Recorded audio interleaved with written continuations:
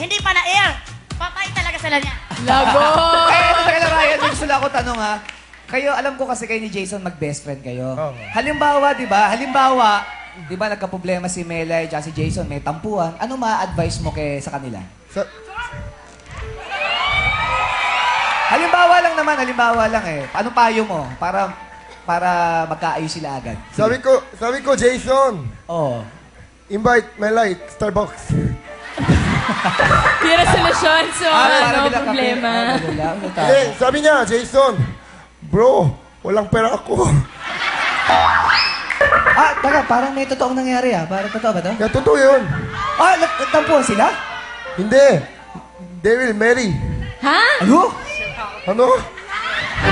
Hoy, ano sabi? May sinabi? They will marry? They will marry. Ikakasal? Ikakasal yung dalawa? Sinabi mo, ikakasal? Ibig sabihin sila na talaga. Malinaw, people, napakalinaw, ha?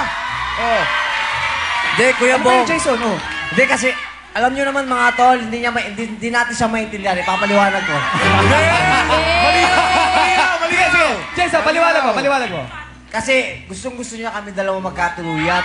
Kuya Bong, parang siya yung tatay namin. Kasi parang gusto niya na ako itali kay Melay. Pero sabi ko, bro, masyado pa kaming bata. Kaya, relax ka lang, bro. Relax. Teka, Jason, ibig sabihin talaga, nagbibigay siya ng advice sa inyo? Sa akin. Teka lang, naiintindihan mo ba siya? Yun ang tanong. Yes, of course. I'm sorry for that. Okay, Ryan, ano naman sabi mo sa grupo nila?